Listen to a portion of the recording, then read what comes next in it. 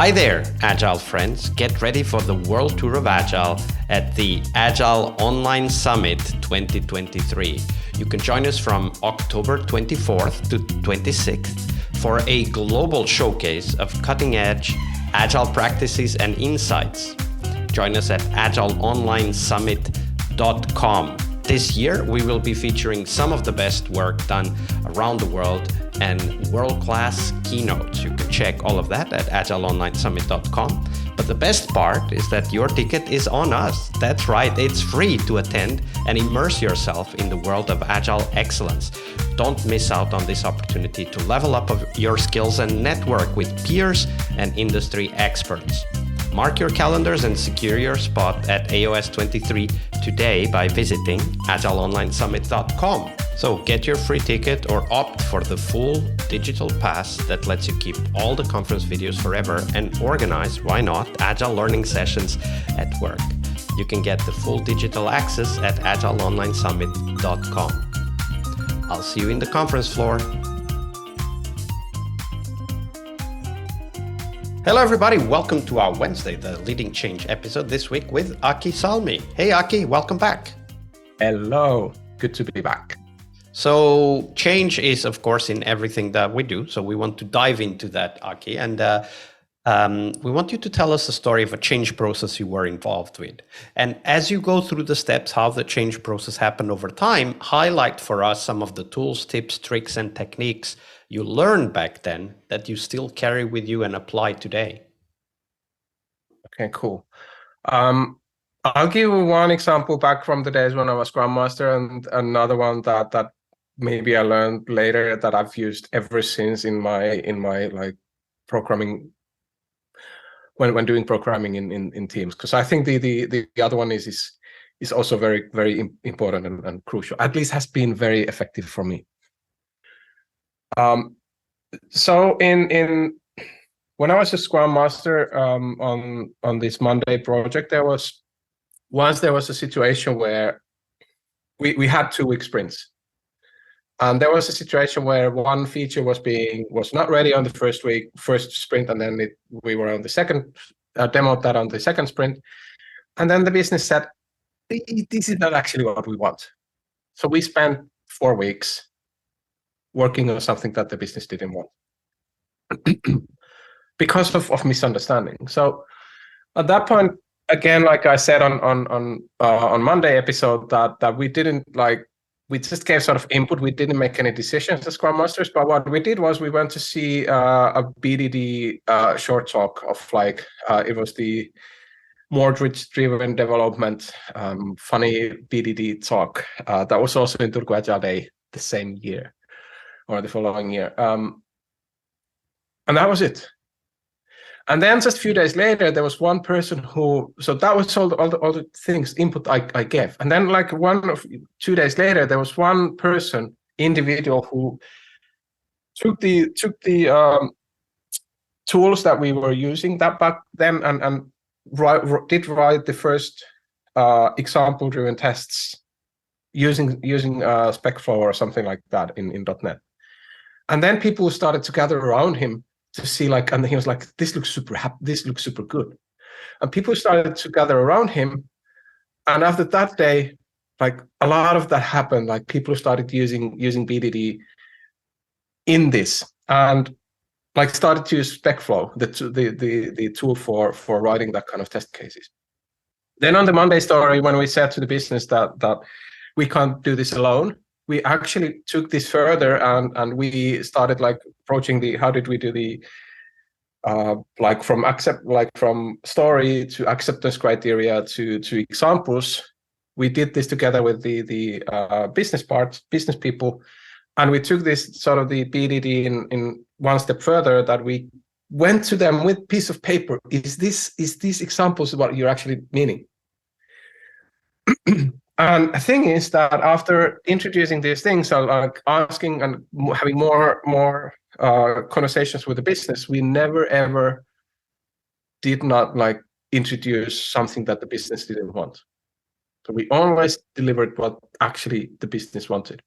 And the key, I guess, the key change trigger, if you will, was the team seeing somebody else use behavior-driven development in a concrete example with the Specflow tool, and learning how to communicate executable specifications with the business, right?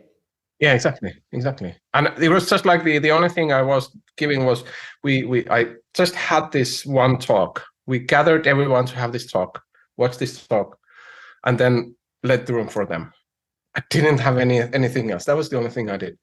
And this actually highlights the importance that Scrum Masters can have in a team by bringing new sparks, new ideas in. And it doesn't need to even have a goal, right? Like just bringing ideas in, because the team will know how to apply those ideas and how to take the best out of it, right?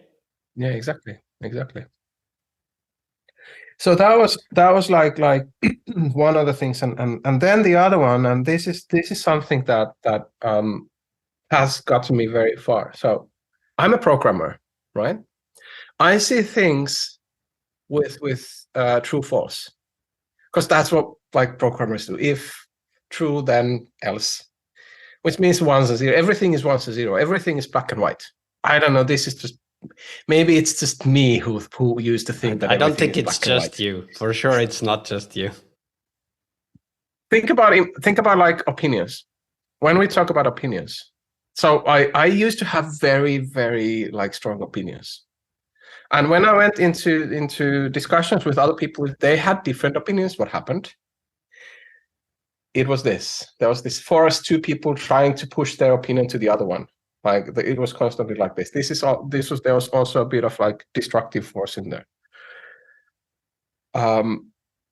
That was pretty difficult time also to have these fights with based on opinions. So then, in the studies that I also mentioned yesterday, I remember this one day I was going home from a meeting with other people, and I was in a bus, and I was just like so frustrated that people didn't listen to my opinions.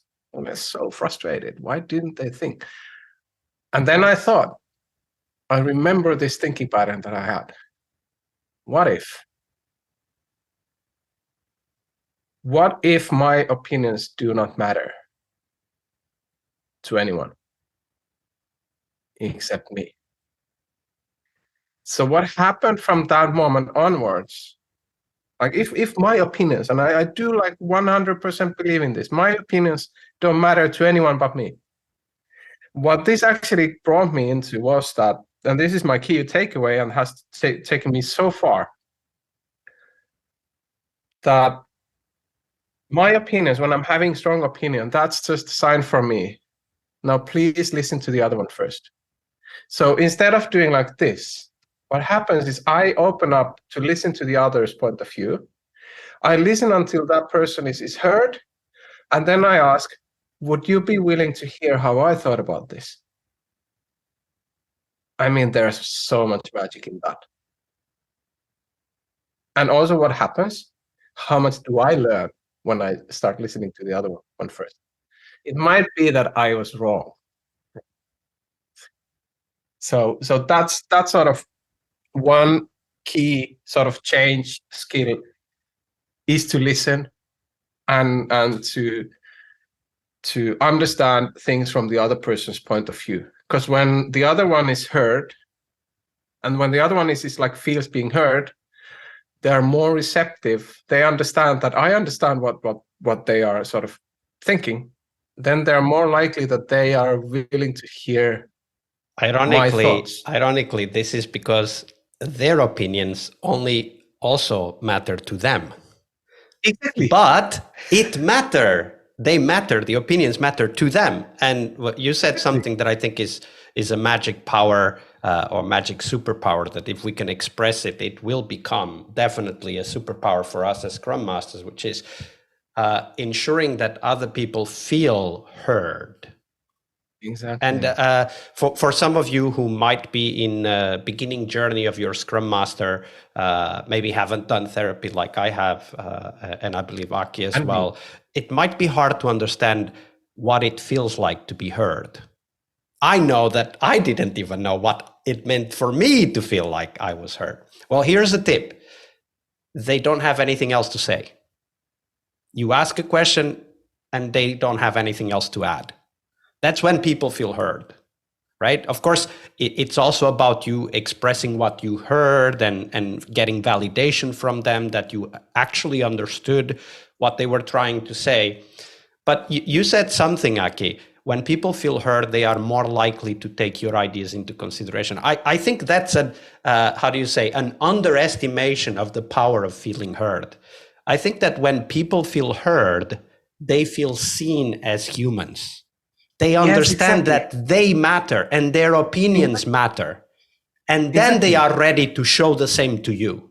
Because when we enter the conflict conversation that you were talking about, then they don't feel heard. They feel they have to fight to be heard. There is nothing else in people's mind than fighting to be heard, right? And also in these situations when there's this conflict, what could happen is the worst thing for us is that we could lose our face. We could end up being in shame. And how difficult emotion shame is. It's super, super hard, right? It is so hard that people avoid it with all their strength. Yes, exactly. Which is sad in a way, because there's like just listening to the shame and on like being in this, I'm like listening to one of the biggest learnings from myself is also I've been to therapy and I am in therapy and with friends. The moment of recognizing, oh shit, I'm now in deep, deep shame is very crucial for me, because that sort of shows me that something really important for me has been happening around me. And just giving myself like some self-empathy and self-compassion helps me to understand more about myself and my behavior. Yeah, and it always starts with us. That's what I tell all Scrum Masters that I work with. Nothing starts with other people. Everything starts with you. If something isn't working, look inwards. Don't try to find the blame or the cause outside, especially when it comes to people's relations. And you did mention shame. It's a very important book that I read way back when. It's called Knowledge for Action by Chris Argyris. You might only find it used anymore. I don't know if they print it still, but it's a great book where they talk about some studies that were done all over the world, and they realized that one common factor in all cultures across all geographies is the avoidance of shame, or losing face, as they describe it in the book. Exactly. And also this is the thing I mentioned about all the Brené Brown books. There's a lot of shame in there. There's like, that is one of the sort of core of all these books. So listen to the man and read the books. Thank you for sharing that, Aki. Leading change is one of the core skills we must acquire, but it is only one of the steps towards our success as Scrum Masters. Tomorrow, on Success Thursday, we will talk about how to define success for the Scrum Master role. We'll cover tips on how to measure your way to that position, and most importantly, how to develop that focus on continuous improvement that is as important for Scrum Masters as it is for teams. See you tomorrow. We really hope you liked our show. And if you did, why not rate this podcast on Stitcher or iTunes? Share this podcast and let other Scrum Masters know about this valuable resource for their work. Remember that sharing is caring.